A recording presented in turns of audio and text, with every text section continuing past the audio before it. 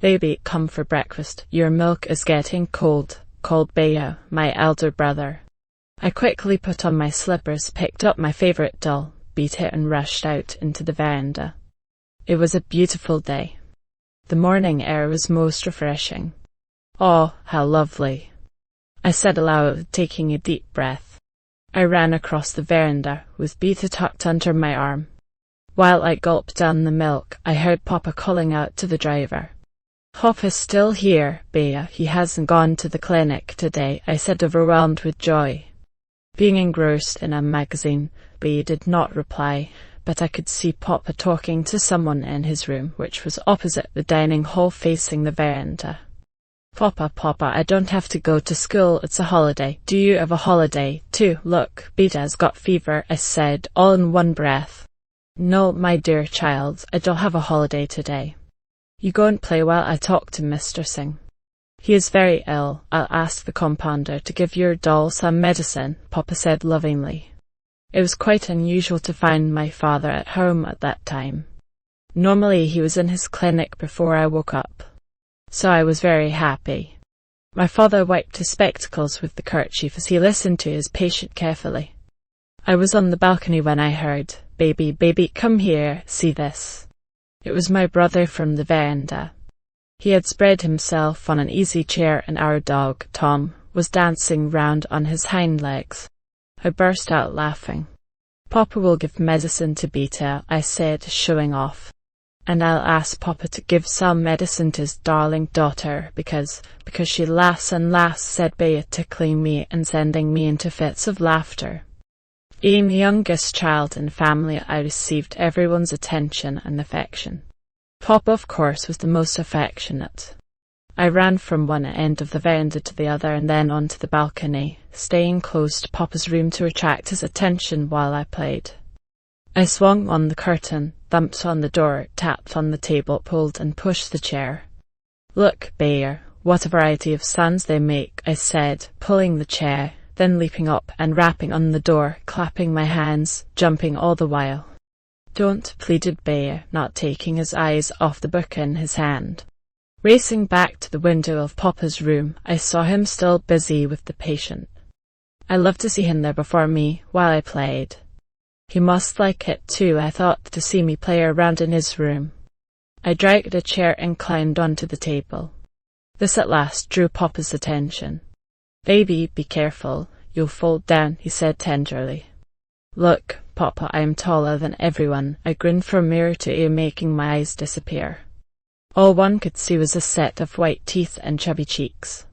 Both Mr. Singh and Papa smiled. Papa did not look convinced. So I said again, raising my hands above my head, "Papa, I'm a big girl now." He nodded with a smile and continued talking to the patient. I touched all that I could reach with my hands till I got to the black switch. "No, you should not touch it." I was imagining what my mother would have said. "If you touch it, you'll get hurt," Bea had told me once. This was a forbidden article for me, but how attractive it looked to black against the light blue wall.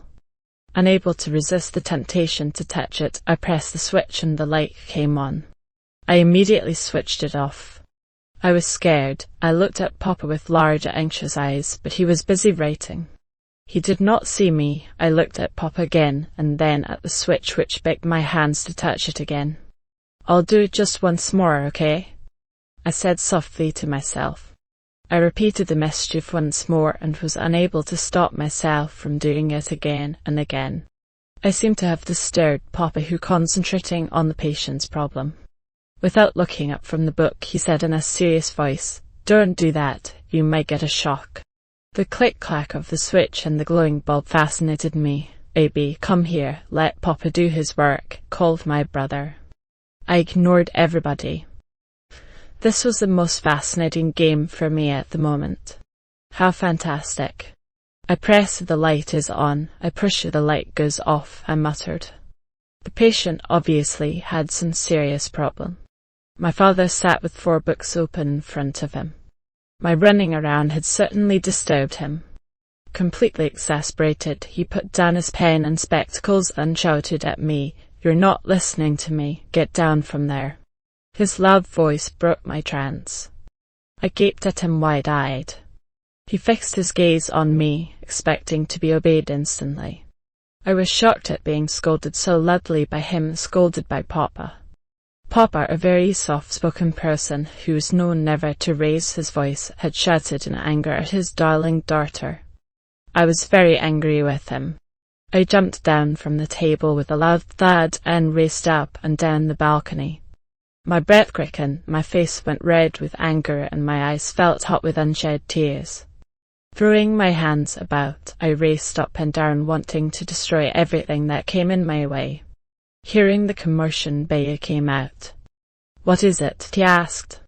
My fury found a ready victim, and I ran towards him and pushed him. I felt like bursting into tears. I rushed and pulled at the curtain in Papa's room, which came down with the force. I saw Papa talking to the patient with his usual patience. How unthoughtful of him. He is not a bit bothered about my being so angry with him. I was fuming all the more. I went back into the room, stamping my feet noisily in anger. Standing close to Papa, I raged vehemently. "Why couldn't you say it softly? Why did you speak so loudly to me?" The next moment I came out on the balcony and stood beside the money plant pot. My eyes were now full of tears. I plucked a leaf and shredded it to pieces. The sound of a chair being pushed in Papa's room reached my ears, and then I heard his footsteps coming closer to me. I tried to run away in annoyance, but Papa caught me. He pulled my face towards his and picked me up. Tears came rolling down my plump cheeks. He patted my head lovingly and wiped my tears.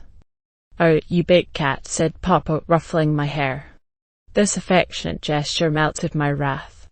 A moment later I was once again happy playing round the house.